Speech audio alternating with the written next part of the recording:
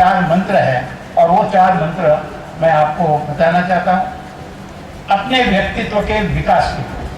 पहला मंत्र ये है कि smile smile smile and smile, मुस्कुराते रहो। आपकी एक मुस्कान दूसरे को सहजता से अपनत्व निर्माण करती है।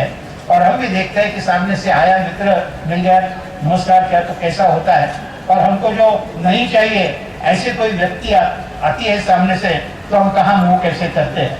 और इसलिए अपने जीवन में आगे बढ़ने के लिए ये मुस्कान के जैसा कोई दूसरा हथियार नहीं है।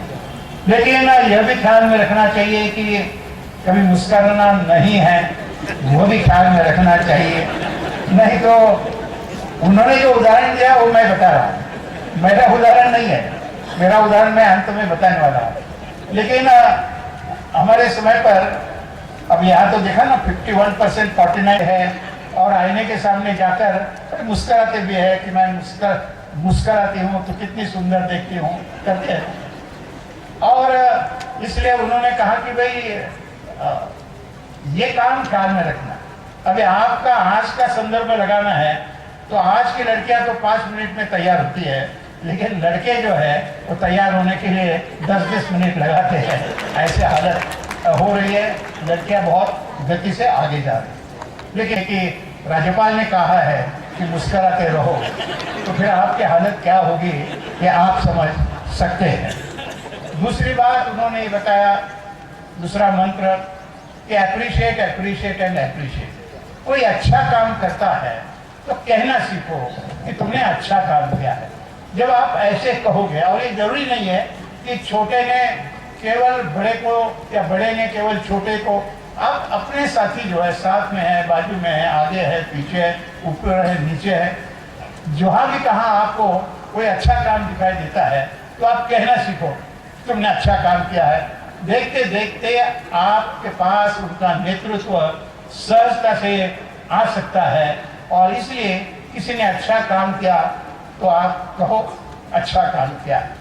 तीसरी बात उन्होंने ये बताई कि डोंट बिलिटल अदर्स, किसी की आप अवमानना मत करो। होता कैसा है कि गोल्ड मेडल मिल गया, अब खुशी की बात, और घर में जाकर जब रिजल्ट आया है और घर में जाकर माँ बाप को बताएंगे कि देखो माँ रिजल्ट आया है, जब दीक्षांत समारोह होगा मुझे गोल्ड मेडल मिलेगा, लेकिन मुझे ही मिलेगा। अच्छा है, खुशी की बात है। लेकिन ये कहते समय यदि आपने ये कहा कि माँ वो जो 4 बिल्डिंग के बाजू में लड़का रहता है ना, वो भी हमारे क्लास में ही है, नहीं आनी चाहिए क्या? वो पढ़ता भी था, दिन रात पढ़ता था, 24 घंटे पढ़ता था, और वो कहता था कि मेरा ही पहला नंबर आएगा। लेकिन देखो माँ मेरा पहला नंबर आया, तो तुम्हारा पहला नंबर आ गया वो अच्छा है, आप उसको क्यों इस प्रकार से बदनाम कर रहे हैं? क्योंकि आपको मिले 90% मार्क और उसको मिले है 89.5%, आधा % मार्क उसको कम मिला है, तो आप उसको क्यों बदनाम करते हैं? आप किसी को बदनाम करते हैं तो ये समझ लो कि आपके प्रगति का रास्ता धीरे धीरे समाप्त हो रहा है। कि रास्ते पर जैसे स्पीड ब्रेकर होते हैं ना, वो स्पीड ब्रेकर आपने यदि नहीं देखा तो जो हालत होती है वही हालत यदि आप पर अहंकार आ गया तो अहंकार के कारण हो सकती है। और चौथी बात उन्होंने ये बताई कि there is always a better way of, काम करते हो वो अधिक अच्छा करने का कुछ रास्ता होता है, और वो रास्ता हमेशा ढूंढते रहना चाहिए कोई भी काम। और वो काम करते समय फिर हमको ख्याल में आता है कि मैं और कैसे अच्छा कर सकता था। ये दिमाग में हमेशा यदि चक्कर लगता है काम करते समय तो अपने आप में आपका काम अच्छा होता जाएगा। अभी देखिए ना कितना सुंदर ये कार्यक्रम चल रहा है। अभी इतने सुंदर कार्यक्रम में आपको कोई कमी लगी क्या? साधारणता नहीं लगी होगी तो आप बोलेंगे नहीं, लेकिन मैं कुलाधिपति हूँ, मुझे तो बोलने का थोड़ा अधिकार भी है। अब समझ लीजिए कि ये लाउड स्पीकर है और एक छात्र छात्राएं यहाँ आ रहे थे, और पहले हमारे कुलपति जी ने मुझे भी पुष्प का गुच्छ दिया, बाद में प्रमुख अतिथि जी को भी पुष्प गुच्छ दिया, तो फिर आपने देखा होगा कि वो सामने से आ रहे थे, तो मैंने कहा नहीं, फिर बाजू से आया। और बाजू से क्यों? तो ये जो छायाचित्रकार होते हैं, ऐसा जब पुष्प गुच्छ दिया जाता है ना, तो देने वाले की पीठ ही आ जाती है। देने वाले का भी चेहरा दिखना चाहिए, लेने वाला का भी चेहरा दिखना चाहिए।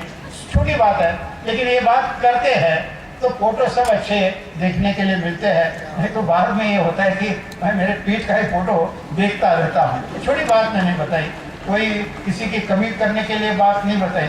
या इस प्रकार से छात्र आ रहे, मुझे मालूम नहीं है आपने उसका अध्ययन पहला रिहर्सल किया था क्या? थोड़ा रिहर्सल किया था, मुझे रिहर्सल के समय पर बुलाते तो मैं और अच्छा ढंग से करवा देता था। लेकिन आता है छात्र, उसके गले में और उसका सर्टिफिकेट ये ठीक प्रकार से देकर, कुछ लड़कियों को मैं कह रहा था थोड़ा स्माइल, उसको थोड़ी मुझे लगता है कि टेंशन भी फोटोग्राफर ले रहा है, जरा मुस्कुरा तो सही। तो बात छोटी होती है, लेकिन ऐसे छोटे छोटे बातों में से भी कई बातें आप सोच कर यदि करते हैं तो निश्चित तौर पर अधिक अच्छा होता है।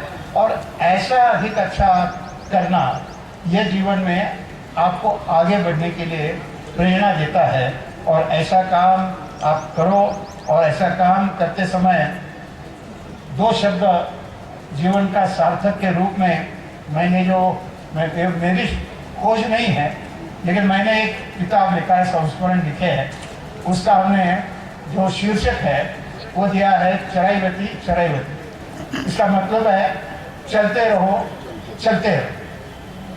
तो ये चलते रहो जो श्लोक है वो मैं केवल आपको बताना चाहता हूँ, क्योंकि आपको जीवन में चलते ही रहना है, चलते ही रहना है।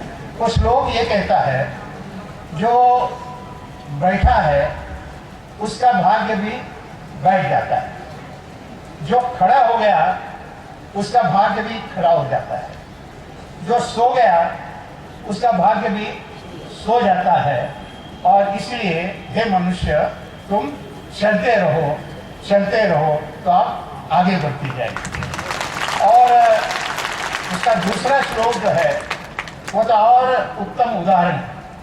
वो श्लोक ये कहता है, जैसे मधुमक्खियाँ एक फूल से दूसरे फूल पर उड़कर जाती है और मध शहद इकट्ठा करती रहती है, या पक्षी एक पेड़ से दूसरे पेड़ पर उड़ान लगाकर जाते हैं और मीठे मीठे फल खाते रहते हैं, या यह सूर्य जो सुबह से शाम तक सारी दुनिया को प्रकाश देता है, जीवन देता है, और इसलिए सूर्य जगत बन गया है, तो सूर्य जैसा चलता रहता है, वैसे तुम भी अपने जीवन में चलते रहो चरैवती। और इस शब्दों के साथ आप सबका पथ मंगलमय हो। शुभास्ते पंथा।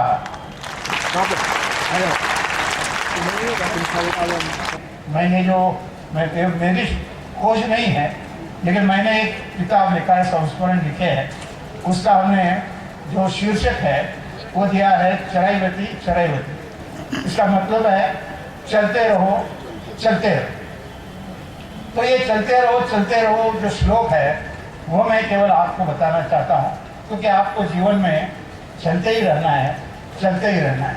वो श्लोक ये कहता है, जो बैठा है उसका भाग्य भी बैठ जाता है, जो खड़ा हो गया उसका भाग्य भी खड़ा हो जाता है, जो सो गया उसका भाग्य भी सो जाता है। और इसलिए हे मनुष्य, तुम चलते रहो तो आप आगे बढ़ती जाएगी। और उसका दूसरा श्लोक जो है वो तो और उत्तम उदाहरण।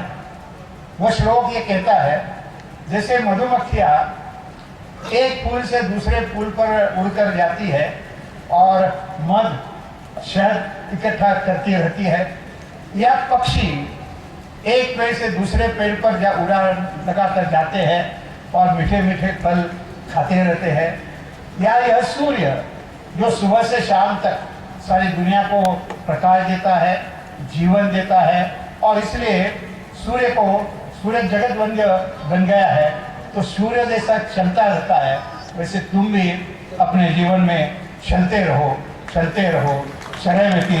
चरैवती। और इस शब्दों के साथ आप सबका पथ मंगलमय हो। सुभाष के पंथा।